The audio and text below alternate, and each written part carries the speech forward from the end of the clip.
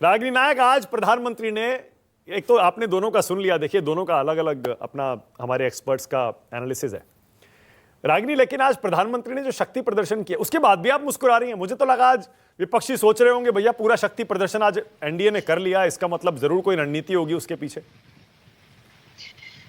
देखिए, मुझे तो त्रिपाठी जी की समीक्षा पर बहुत हंसी आ रही है।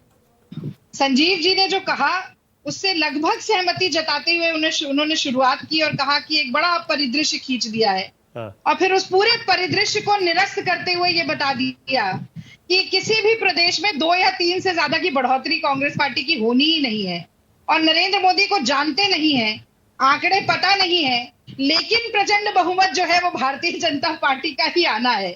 तो मुझे भी हंसी आना तो लाजमी होगा ही माना। पर बहरहाल अब आगे बढ़ते हैं। वो अब आप त्रिपाठी जी, आप अपनी बारी में जवाब दे दीजिएगा। चल हो जा शुरू। केसरिया से मन जोगी हुआ रे, दिल झूमे देखो पतवारा हुआ रे, दिल झूमे देखो पतवारा हुआ रे। हर पल मनाओ केसरी त्योहार। विमल, बोलो जुबान केसरी। देखिए, मोदी जी के पैरों के नीचे सियासी जमीन नहीं। कमाल है, इन सारे भाजपाइयों को अभी तक यकीन नहीं। तो अंधभक्त गांधारी बनकर आंखों पर पट्टी बांधकर घूम रहे हैं, घूमते रहने दीजिए। अभी हमारे सपा के भाई जो बैठे हैं वही बताएंगे कि किस तरह से केवल उत्तर प्रदेश में ही इंडिया गठबंधन की 50 से ज्यादा सीटें आ रही हैं। बाकी प्रदेशों की बात बाद में करें। मैं ये जरूर कहना चाहती हूं कि पसीना मलकर चेहरा चमकाने का दावा करने वाले नरेंद्र मोदी जी का इस चुनाव में कांग्रेस पार्टी, इंडिया गठबंधन और देश की जनता ने पसीना छुड़ा दिया है। और केवल आपको विशेषज्ञों से पूछने की जरूरत नहीं है कि क्या आंकड़े आ रहे हैं। आप नरेंद्र मोदी जी की भाव भंगिमा, उनके व्यवहार, उनकी भाषा शैली की तरफ ही नजर उठाकर देख लीजिए। तो उड़ीसा जाते हैं तो कह रहे हैं कि उड़ीसा में जितने जिले हैं उनके कैपिटल बताइए। भगवान के गर्भ स्थल में बैठ रहे हैं तो पीछे बैठे हुए योगी जी का चेहरा ब्लर करा रहे हैं। यही नहीं, जो अपने परम मित्र, जिन्हें वो हर भाषण में मित्रों मित्रों कहकर बुला रहे हैं, अडानी अंबानी, उनके ऊपर तक गंभीर आरोप उन्होंने लगा दिए और कहा कि वो काले धन का टेम्पो लेकर चलते हैं। और जब विपक्ष ने कहा कि अपनी कठपुतली ईडी, सीबीआई, इनकम टैक्स को क्यों नहीं भेजते, तो अपने ही ट्रैप में खुद फंस गए। तो देखिए, जैसे जैसे चुनाव का चरण आगे बढ़ रहा है, नरेंद्र मोदी जी का दिमाग सुन्न हो रहा है, जबान लड़खड़ा रही है और टांगे कांप रही हैं। अभी कुछ दिन पहले ही राहुल जी ने कहा था कि देखिएगा बस अब रोना बचा है।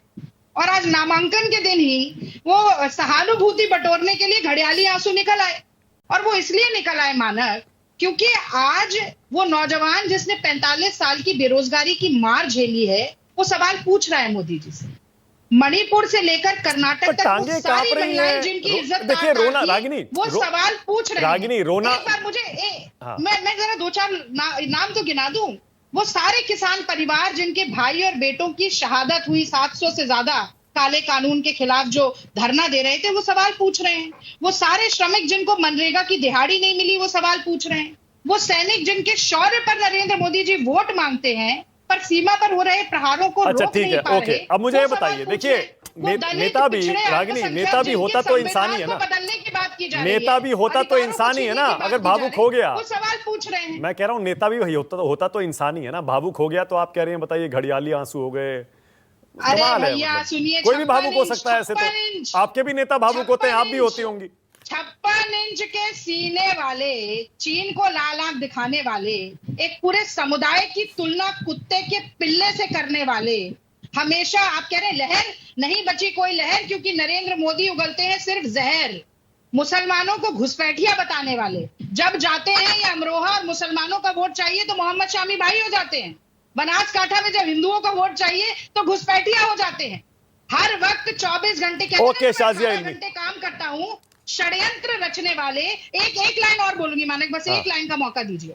ये तोड़ो और राज करो की नीति जो अंग्रेज अपनाते थे ना, डिवाइड एंड रूल, अगर उसे आज कोई देश में चला रहा है तो वो नरेंद्र मोदी जी हैं।